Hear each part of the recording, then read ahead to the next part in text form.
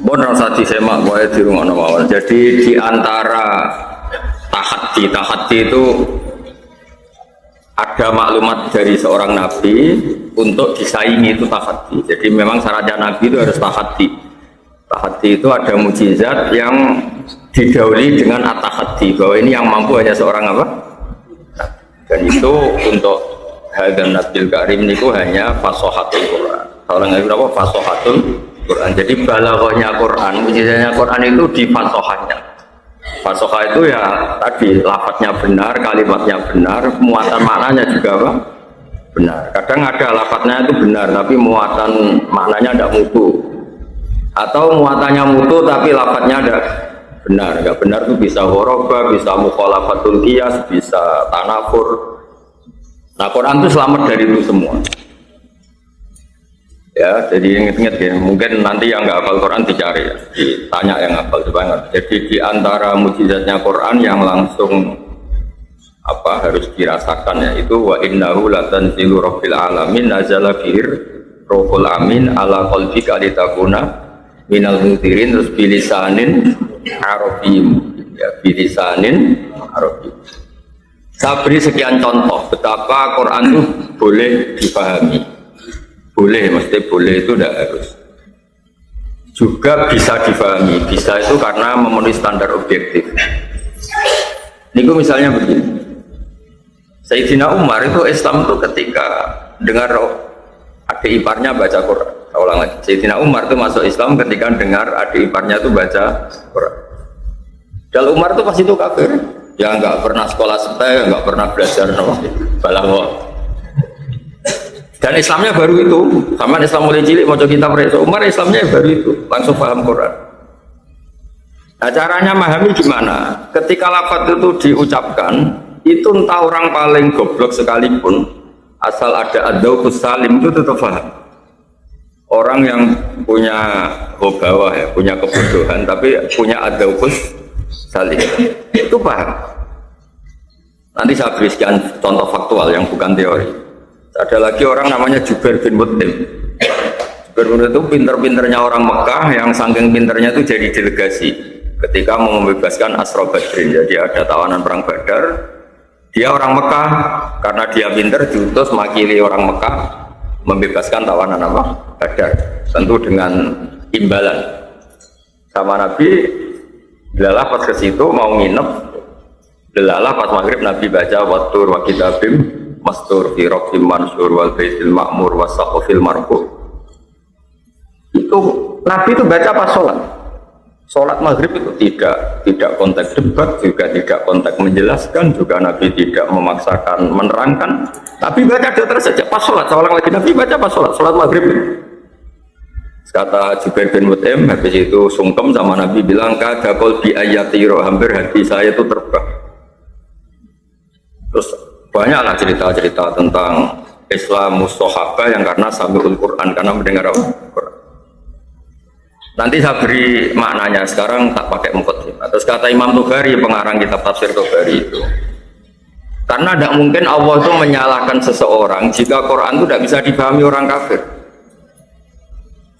Kata Imam Tobari, andai kan orang kafir itu pasti tidak paham, berarti orang kafir itu gak punya alasan. Ya Allah, bagaimana sama memahami kitab suci sementara engkau ngasih kami tidak paham? Berarti Quran harus ada perangkat yang orang Islam ya paham, orang kafir ya paham. Lalu maknanya paham itu apa? Ini yang mulai masalah. Maknanya paham itu apa? Sya'nuhu dzalik, itu yang mulai ada perdebatan mantek. Apa sya'nuhu dzalik? Bukan faktual. Misalnya begini, dengerin ya. Allah misalnya bilang hadal ma' royan atau hadal sef kotek. Ini pedang bisa memenggal, ini pedang bisa memutus kayu ini, bisa memenggal, bisa memotong kayu ini. Misalnya ini air menyegarkan. Itu sya'nuhu dzalik. Memang namanya air itu menyegarkan. Lalu yang memanfaatkan itu mau minum ketika haus, berarti dia dapat manfaat dari air. Yang nggak mau minum tidak merubah status air itu menyegarkan. Nah, Ketika Quran memaklumatkan diri hudan itu Quran itu hudan linnas, penunjuk bagi segenap manusia. Anda tidak boleh menggugat, tapi nyatanya orang yang dituruni Quran banyak nggak mendapat apa? Hidayah. Tidak bisa begitu karena sya'nuhu dzalik. Ketika air itu berstatus menyegarkan, yang nggak minum salahnya sendiri, sifatnya air tetap menyegarkan. Jadi sifatnya Gus Gofur misalnya mengalimkan, sing alim misalnya dhewe. Nah, sehingga lalu orang terus memahami Quran, makanya terus sya'nuhu dzalik, kenapa? Sya'nuhu dzalik. Nah, karena Quran itu iktifa dengan sya'nuhu dzalik, itu tidak perlu panjang lebar, makanya sering ijaz, sering pakai majaz, kinayah, sering pakai lafat-lafat yang tidak sharih itu tidak masalah, karena orang yang jawabnya salim, orang yang jawabnya apa? Salim, itu pasti memahami. Saya beri contoh paling legenda, paling terkenal di dunia balaghah. Dan ini Anda harus merasakan. Saya ulang lagi, ini pakai ad-dzauq, karena ada pepatah la ilma liman la dzauqalah. Wah, la ilma liman la dzauqalah. Tidak ada ilmu bagi orang yang dzauqnya tidak punya sensitivitas, jadi dia tidak sensi sama sekali. Tidak punya dzauq. Ada seorang khotib Jum'ah. Kemudian dia dalil ada satu peristiwa apa, terus seorang khotib ini dalil fa rabbis samaa'i wal ardi innahu lahaqqum mithla annakum tantiqun. Demi Tuhannya langit dan bumi, bahwa yang dikatakan Quran itu nyata, hak itu nyata. Terus si Arabi itu orang Bedui, orang nggak terpelajar, dia Arabi betul. Tanya sama kiai pinggirnya, orang pinggirnya, Pak Kiai, siapa yang bikin Allah murka sampai memaksa Allah itu sumpah? Man dzalladzi akhdabal jalil hatta alja'u ilal yamin. Pak Kiai, siapa yang bikin Allah marah sampai Allah terpaksa sumpah? Man dzalladzi akhdabal jalil hatta alja'u ilal yamin. Nah, orang yang punya dzauq salim tentu ngerti, orang sampai sumpah itu kan efek dari tidak dipercaya. Saya beri contoh keseharian kita, misalnya Anda punya utang sama teman ditagih. Kalau nagihnya masih percaya, Anda akan jawab, ya besok saya bayar. Tapi kalau nagihnya sudah ada nada tidak percaya, itu memotivasi Anda atau mendorong Anda bilang, wallahi besok saya bayar. Jadi kalau sumpah itu mesti ada emosinya, sumpah itu pasti sudah ada emosi. Sehingga terus diatur di balaghah, ada ibtidaul kalam, ada begini-begini. Termasuk jika kalam itu pada mukhatab yang kholiyat ini tidak usah taukid, tidak usah pakai sumpah. Tapi kalau ada indikasi ingkar, baru ada sumpah. Berarti mafhumnya apa? Semua lafaz atau semua ayat kok Allah pakai sumpah, berarti sudah terindikasi Allah duka atau Allah marah. Karena tadi Anda sampai sumpah itu berarti apa? Melihat kawan Anda tidak percaya. Dalam kondisi normal kan Kang utangnya bayar. Kalau kondisi normal dia percayakan, ya sesuk. Tapi kalau sudah mau tidak percaya, Anda baru apa? Sumpah. Nah, sehingga hadal Arabi ngerti ketika Allah pakai redaksi sumpah, berarti Allah ini sudah marah. Nah, itu namanya adzauq salim. Padahal ini jenis Arabi, jenis orang yang mungkin gobawa, mungkin bodoh. Tapi dzauqnya apa? Salim. Ya, makanya dia tanya, mangdalladzi akhdabal jalil hatta alja'ahu ilal yamin. Siapa yang bikin Allah murka sampai Allah terpaksa apa? Sumpah. Nah, sekarang terus kontur itu tadi yang terkait lafaz.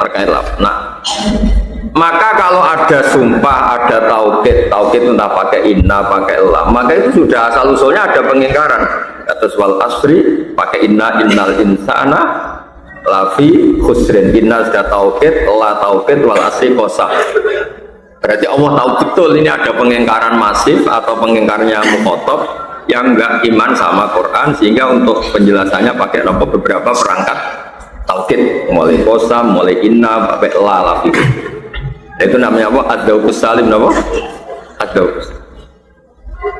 Nah, begitu juga Jubair bin Mut'im ketika dia di Mekah, di Medina, dia orang Mekah ke Medina untuk negosiasi membebaskan Asra Badrin. Ketika Nabi baca Quran, Nabi bacanya datar. Di antara yang dibaca tadi, dengerin ya, ini yang mungkin hafal Quran nanti hari ini di surat At-Tur. Am khuliqu min ghairi syai'in am humul khaliqun. Kata Allah begini, kalau Anda tidak percaya satu Tuhan, ini kata Allah, kalau Anda tidak percaya satu Tuhan, gampang. Kamu merasa wujud tanpa asal usul. Am khulikum, kamu merasa wujud tanpa asal usul. Atau kamu gede rumongso bahwa kamu adalah al-khaliqun, amhumul khaliqun. Kamu merasa jumawa bahwa Anda ini pencipta langit dan bumi. Am khalaqus samawati wal ardh. Bala yukinun. So Allah menjelaskan mereka, atau kamu memang kamu pencipta langit. Terus kata Allah, am lahum sulamu yastamu nabi. Memangnya kamu punya tangga untuk naik langit.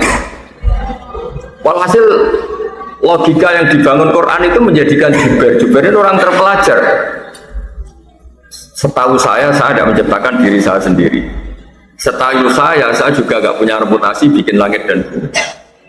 Wah itu sekarang dibombardir sekian logika, mulai amkhulikum min ghairi syai'in amul khaliqun am khalaqus samawati wal ardh balla yuqinun am indahum khazainu rabbika am humul musaytirun am lahum sulamu yasamuna fi falyati mustami'uhum bisultanim mubin. Itu kata Jubair sebagian riwayat, keadaan sodi qalbi, hati saya hampir hancur. Makanya kata Ibnu Jarir at-Tabari, Balaghatul Quran itu dimulai dari struktur katanya yang memilih kata-kata yang tidak mukhalafatul qiyas, tidak ghorobah, tidak tanakur, dan nanti secara makna itu ada konstruksi yang utuh menurut ilmu mantek. Ada konstruksi utuh menurut ilmu apa? Mantek. Kayak tadi am khuliqu min ghairi syai'in am humul khaliq. Jadi kemungkinannya manusia itu kan dua. Dia makhluk. Kalau dia makhluk ya sudah harus ikrar adanya khaliq. Kedua, dia boleh GR sebagai khalik. Kalau GR di rumongso ya buktikan kalau mereka punya reputasi am khalaqus samawati wal ardh. Terus walhasil Jubair menjadi Islam. Nah itu yang menjadikan kata Allah cukup dengan Quran ini sebagai mukjizatnya Rasulullah Shallallahu Alaihi Wasallam. Tapi caranya tadi ada ad-dauqus salim. Seorang lagi ada ad-dauqus salim. Ad-dauqus salim itu penting sekali. Saya beri contoh lagi ini yang real ya. Ketika Imam Syafi'i jadi ahli fikih, tentu beliau seorang mujtahid, bilang jika tayamum itu disebabkan fakdul ma, tidak menemukan apa? Air, maka kalau kamu di daerah tertentu yang enggak ada air, syarat sahnya tayamum harus ada sabkut tolak. Kamu nyari-nyari dulu. Sampai di takrib dicontohkan kalau ada tempat atas nyari di atas, kalau ada bawah turun ke, pokoknya harus nyari-nyari dulu baru sah tayamum. Setelah nyari-nyari dan tidak menemukan air baru sah. Ditanya sama orang-orang, apa dalilnya kalau harus tolabul ma? Ya apa dalilnya harus tolabul ma sebelum tayamum? Lalu Syafi'i ngendikan wa in kuntum ala safari satu falam tajidu ma'an. Apa falam tajidu ma'an? Jika kamu dalam bepergian, Allah ngendikan falam tajidu ma'an, kemudian Anda tidak menemukan air. Kata Imam Syafi'i, la yuqalu liman lam yatlub lam yajid wa innama yuqalu lam ya'rif. Sampai dikatakan tidak menemukan karena sudah nyari-nyari tidak ketemu. Kalau belum mencari namanya tidak tahu. Lah itu ada, no? Ya, kamu tak suruh. Saya carikan Umar. Kalau sudah nyari-nyari baru bilang enggak ketemu. Kalau belum nyari-nyari namanya enggak tahu. Makanya Mas Syafi'i harus ada tolabul ma. Ditanya, kenapa harus tolabul ma? Karena Allah ngendikan falam tajidu ma'an. Terus kata beliau la yuqalu liman lam yatlub lam yajid. Tidak bisa orang yang belum mencari-cari kemudian berstatus lam yajid. Dikatakan lam yajid mesti ba'da sabkit tolak. Nah, itu namanya adzaw, kenapa? Adzaw. Sama seperti logika mantek. Mantek itu adalah logika yang dibangun oleh akal sehat sesuai asyik bihasabi, sesuai sesuatu itu sesuai kodratnya. Misalnya gini, ya ayyuhalladzina amanu satrsi idza qumtum ila sholat faghsilu wujuhakum. Itu kalau kamu pakai lafaz saja. Idza qumtum nalikane wis jumeneng sira kabeh ila sholat faghsilu wujuhakum. Sudah sholat kok malah suruh basuh wajah, kan malah batal. Maka di sini dibutuhkan takdir idza aradtum as-sholat. Karena kalau nyatanya sudah sholat itu harus ada sabkut tatahur, harus sudah suci. Masa idza qumtum ila sholat, qumtumnya itu Sudah sholat, kumtum sudah, kemudian baru faghsilu wujuhakum, kan tidak mungkin. Nah itu yang menjadikan terus konstruksi Quran utuh. Karena apa? Ditemukan secara kaidah idza itu tusayyirul madiyah mustaqbala. Yang dikatakan idza adalah lafaz yang mestinya madi sekarang jadi mustaqbal, karena kekuatan idza istilahnya kalau dalam kitab nahwu termasuk hal yang bisa kolbun itu, misalnya yang madi jadi mustaqbal, yang mustaqbal jadi apa? Madi. Yang penting itu sampean tahu bahwa misalnya kita tidak nekuni bahasa Arab karena kita ada orang Arab. Kuncinya memahami Quran itu adzauqus salim, apa?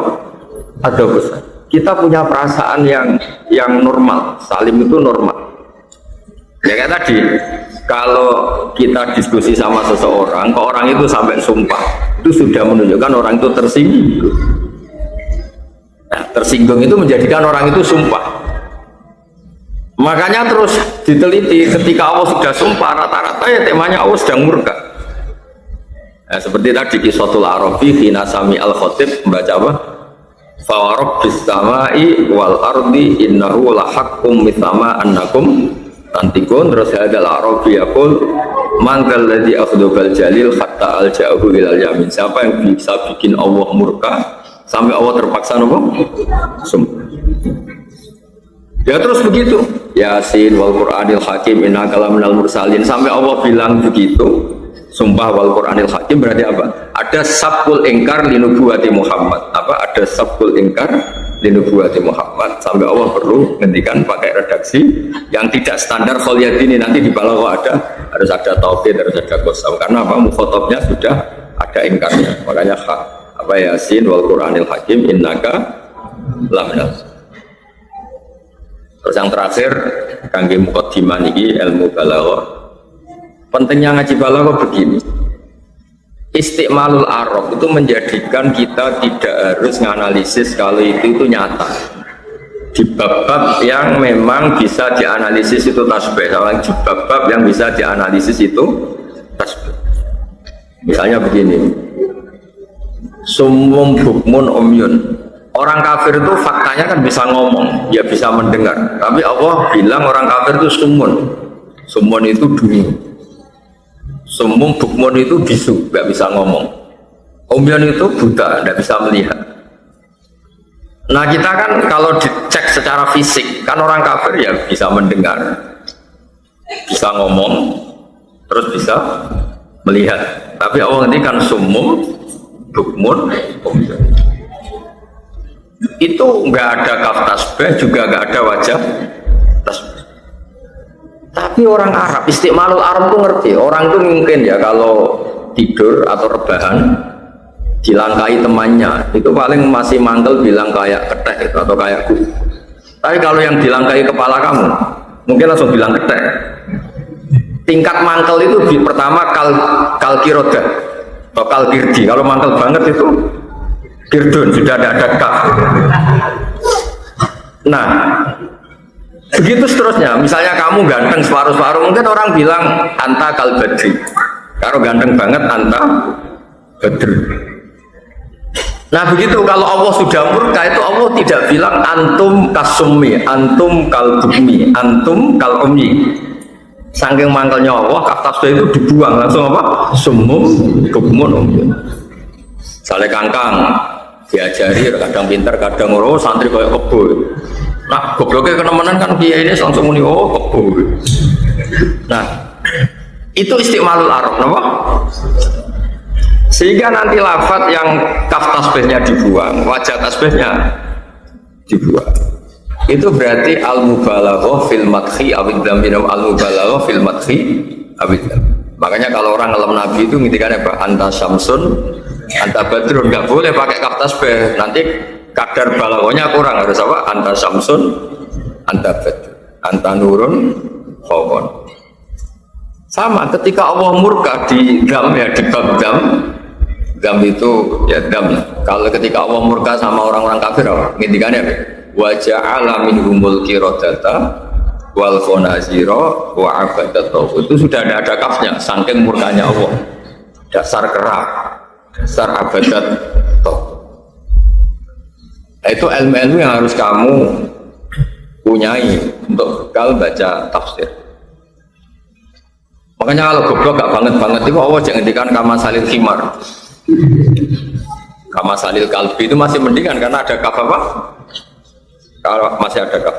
Kalau Allah sudah tidak berkenan betul tadi sumum, bukmun, mati juga sama, kematian mati. Mati itu nggak bisa memahami. Mati itu apa? Mati itu orang yang nggak bisa apa-apa lagi. Ya, saya ulang lagi, mati itu orang yang nggak bisa apa-apa lagi, mendengar nggak bisa, memahami nggak bisa, melihat nggak bisa. Ketika Nabi jadi Nabi itu lama dan selalu menerangkan Quran begitu jelasnya dan logikanya begitu jelas. Tapi orang-orang kafir tetap nggak paham. Allah cara bela Nabinya itu unik. Fa inna kala tusbi'ul mauta wala syid. Mati buat terang, nomor itu angel-angel. Lainnya kisah paham benar mati. Itu kan pas parah ya. Jadi subuh bil amwat karena sudah gak ada li adamin tifaim, sudah tidak bisa apa-apa lagi. Fa inna kala tusmi'ul mauta wala tusmi'us summat doa idza wallau mudbir wa ma anta biyadil ummi an dalalatihim. Itu orang tahu maksudnya bukan kalau orang mati diomongi gak paham, orang mati betulan itu tentu Allah Ta'ala anil arbas, Allah gak mungkin apa ngendikan sesuatu yang semua orang tahu. Kalau orang mati itu diterangkan nggak paham. Maksudnya apa? Orang yang hidup normal, urusan uang tahu, urusan kebutuhan nafsunya tahu, kebutuhan yaumiyahnya tahu, tapi pas kebenaran tidak. Nah, itu terus digosok oleh pangeran. Fa inna kala tusmi'un mauta wala tusmi'us summat dua. Nah, jadi pentingnya balaghah. Nah, penolongnya apa tadi? Ya ilmu balaghah tadi. Ketika kita ngaji balaghah diterangkan rukun tasbih itu ada musabbah, ada musabbabeh, ada wajud tasbih, terus ada adatut tasbih. Nah yang lazim itu hanya musabbah sama musabbabeh. Adatut tasbih bisa dibuang, wajah tasbih bisa dibuang. Kapan buang itu? Ketika kepengen nemen-nemen nih, kepengen maknanya ini mubalaghah, kepengen maknanya itu balaghah. Ya tadi kalau goblok gak nemen-nemen tuh orang mungkin guru anda juga bilang oh kayak kebo, es goblok banget itu. Oh dasar kebo. Itu normal di semua bahasa dunia. Saya ulang lagi, itu normal di semua bahasa dunia. Nah Quran itu sering begitu. Ya makanya ngaji ya kayak tadi sumum, bukmun, kayak tadi fa inna kala tusmi'ul mauta wala tusmi'us summat doa. Makanya pentinglah. Pentingnya apa lagi itu? Pentingnya lagi nanti begini. Jika itu tidak nyata. Tidak nyata itu karena setelah diteliti secara fisik orang ini itu begini. Ya gampang. Satu dianalisis pakai tasbih tadi. Berarti analisis pakai balaghah. Soalnya analisisnya pakai apa? Atau pakai nahwu. Kalau nahwu lebih begini. Amil itu udah harus menyebut makmulnya dan nanti makmulnya itu muncul sesuai konteks yang diinginkan mutakallim. Seorang lagi amil itu tidak harus menyebut makmul, nanti makmulnya itu ditakdirkan sesuai keinginan mutakallim. Misalnya begini, sumun la yasma'unal haq, orang-orang kafir itu tuli dengar arti tidak mendengar kebenaran. Sumum bukmun la yatakallamuna bil haq, mereka tidak bisa ngomong yang benar. Umyun la yubsirunal haq, mereka tidak bisa melihat kebenaran. Itu juga solusi. Nah kenapa itu solusi? Karena tadi terus ada kaidah-kaidah bahwa lafaz itu boleh disebut dan nanti, saya ulang lagi ya, dan nanti mukhatab atau siapapun yang mendengar itu bisa mentakwil sesuai keinginan apa? Mutakallim. Nah di sini terus ada mahalul khilaf di bab-bab furu'iyah. Nah, ada mahalul khilaf di bab-bab apa? Furu'iyah. Misalnya begini, yang boleh melakukan ini hanya al-mutahhar, yang disucikan. Kan terus kita mikir, suci anis syirki apa suci anil hadas? Kalau suci anis syirki ya kullu mukmin tohir. Tapi kalau anil hadas, orang mukmin pun bisa tidak tohir karena dia berhadas. Nah di bab-bab seperti itu furu'iyahnya pasti khilaf karena ada makmul yang dibuang yang potensinya itu sama-sama kuat. Sama misalnya innamal musyrikuna najasun. Najis secara dzatiyah jelas gak mungkin, manusia itu tidak khinzir, tidak kalbun. Tapi kok Allah bilang najasun. Oh jelas fil itikad. Karena orang kafir itu itikadnya itu najis. Nah, ketika ada ayat yang misalnya nggak boleh orang kafir itu bepergian membawa mushaf kayak begini. Karena apa? Dia najasun. Najis itu apa? Ya tidak mutahhar. Padahal Quran harus dipegang mutahhar, la yamassuhu illal mutahhar. Nah kalau kamu ingin mesti benar, orang mungkin salah, mesti benar juga gampang. Ya kamu mutahhar anil syirki, ya mutahhar anil hadas. Itu kita sudah cari aman, ya mutahhar anil syirki, ya mutahhar anil. Itu bab tersulit di masalah-masalah furu'iyah karena ya salah lagi tadi, makmul yang dibuang ini mau dikemanakan itu nanti mutakalimnya tidak ngendikan, tapi mukhotabnya itu tak. Misalnya lagi begini, alif lam, contohnya gampang-gampangnya ya, dalikal kitab la raiba fi hudal lil muttaqin. Kembali ke penjelasan saya awal, la raiba kang orang kemamanu maujud fi dalam kitab. Ya tadi, sya'nuhu dzalik. Memang normalnya barang jelas itu la raiba fi, enggak boleh ada keraguan. Enggak ada keraguan itu faktual apa subjektif? Yang benar itu sya'nuhu dzalik. Nyatanya ada orang yang meragukan Quran kayak orang-orang kafir. Tapi kalau sya'nuhu dzalik itu tetap normal kayak tadi. Hadal ma, ya misalnya ini air adalah menyegarkan. Mbok enggak ada orang minum pun statusnya air itu menyegarkan. Hadi syamsu mudiah, matahari ini itu mudiah, menyinari. Terus ada orang yang romat, ada orang yang buta, ada orang yang pakai kacamata hitam. Tetap saja sifatnya syams itu mudiah. Nah, la raiba fi itu terus ditafsir disebut la raiba fi sifatun kasifah. Sifatun kasifah itu faktanya Quran itu la raiba fi, faktanya itu la raiba fi. Tapi tidak bicara tentang beberapa kelompok yang meragukan Quran, karena itu salahnya sendiri kan tadi. Ini air menyegarkan. Ada orang bilang enggak, saya enggak ngerasain enggak. Ya salahnya sendiri, itu sifatnya air itu menyegarkan. Paham ya? Jadi di bab-bab seperti itu memang pertama kita pandu ya orang-orang alim atau pengarang-pengarang. Tapi nanti kalau orang misalnya kita al-urabul orang-orang Arab yang masih murni itu ngerti. Kenapa Quran begitu dikagumi? Karena tadi wa innahu latanzilu rabbil alamin nazala bihir ruhul amin ala qalbika litakuna minal munzirin bilisanin arabiyyin. Makanya kata Sayyidina Ali ketika bayangkan itu apa itu banjirnya kaumnya Nabi Nuh itu pasti dahsyat dan pasti ngawur. Sayyidina Ali bilang pasti airnya pas itu ngawur. Kenapa kok dibilang ngawur? Itu begini ayatnya di Quran itu. Air, sampean tahu tuh air.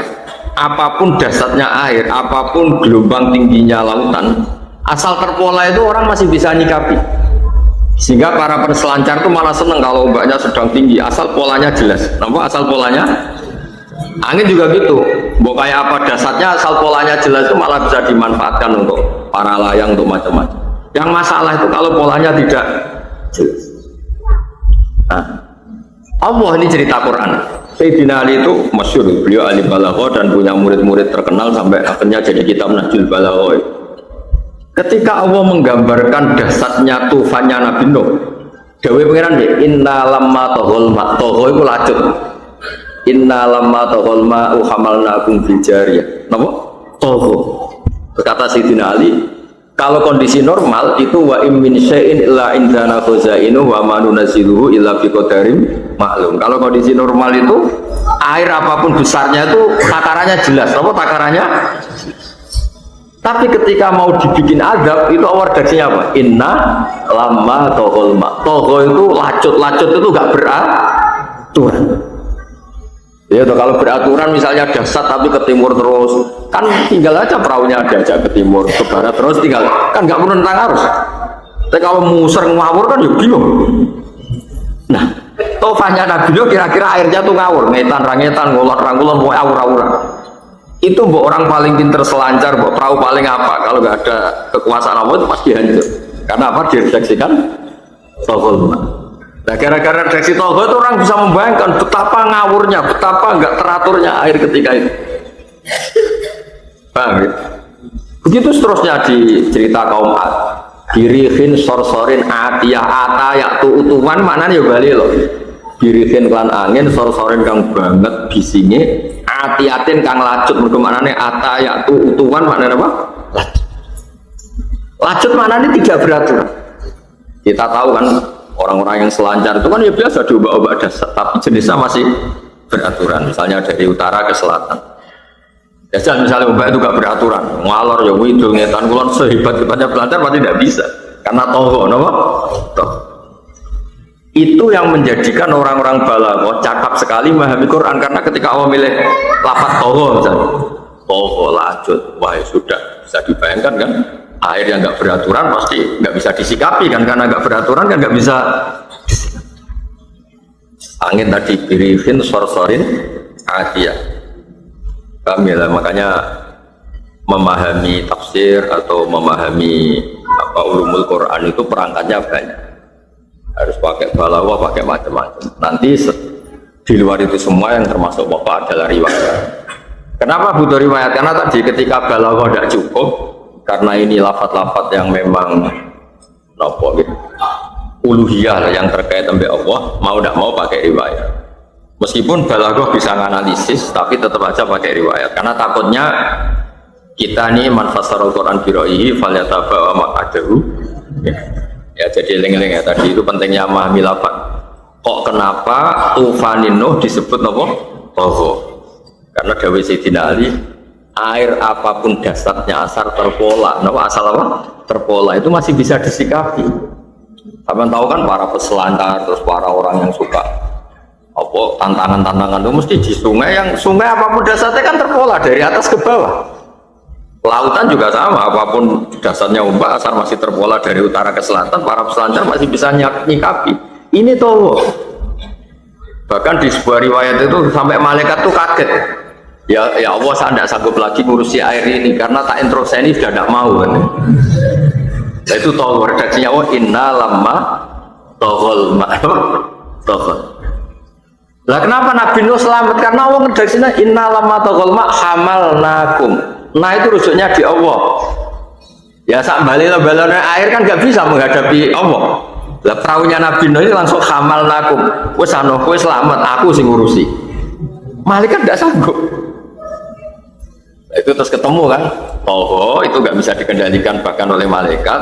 Hamalna karena rujuknya na itu ingsun Allah. Nabi Nuh tetap selamat tapi murni karena kersane Allah. Tapi yang orang kafir apapun pinternya selancar, pinternya renang nggak bisa karena airnya sudah toh. Makanya Sayyidina Ali ketika nerangkan itu baca dua ayat. Inna lamma tawal ma hamalnakum bil jariyah.